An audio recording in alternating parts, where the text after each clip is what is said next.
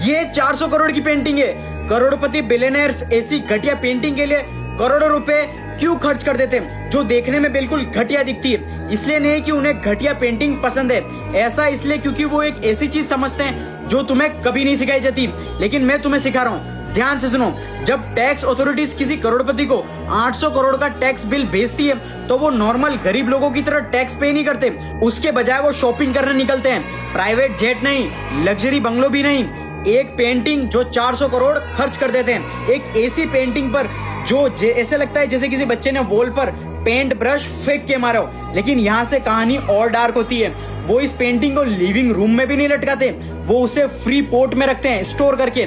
Free port basically एक high security ware house होता है जहां अल्ट्रा अमीर रिच लोग अपनी असेट्स रखते हैं और टैक्स रूल को बाईपास कर देते हैं। पेंटिंग बस वहां पर पड़ी रहती है टैक्स फ्री। अब यहाँ से गेम खतरनाक होता है। वो उस पेंटिंग को ऑक्शन में डालते हैं। उनके सर्कल में दूसरे करोड़पति दोस्त बिडिंग स्टार्ट कर देते हैं। इसलिए नहीं क्योंकि वो उन्हें ये घटिया पेंटिंग चाहिए, बल्कि इसलिए क्योंकि वो साथ मिलकर इसकी प्राइस को पेपर पर आर्टिफिशियली बढ़ा देते हैं। जो 400 करोड़ की पेंटिंग थी, अब पेपर पर उसकी वैल्यू 800 करोड़ हो गई है बिडिंग से। अब आता है आखिरी खेल। वो उसे बेचते भी नहीं, वो इस पेंटिंग को म्यूजियम को डोनेट कर देते हैं जो सीक्रेटली उन्हीं का होता है। और जैसे ही वो डोनेट करते हैं, गवर्नमेंट उन्हें 800 करोड़ का टैक्स राइट ऑफ कर देती है। ओरिजिनल टैक्स बिल खत्म, गवर्नमेंट को 0 दिया, पेंटिंग्स ऑफलोड कर दी और दुनिया उन्हें दानी, आर्ट लविंग फिलैंथ्रोपिस्ट बोलती है। उनके म्यूजियम को हेडलाइन भी मिल गई फ्री ऑफ कॉस्ट और उनके 800 करोड़ बच गए। तो नेक्स्ट टाइम जब भी तुम किसी घटिया पेंटिंग्स को करोड़ों में बिकते देखो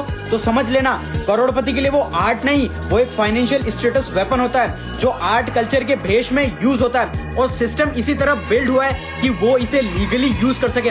अगर इस नई एआई टेक वर्ल्ड में सक्सेसफुल बनना है तो मुझे फॉलो करके कमेंट करो एआई बिजनेस।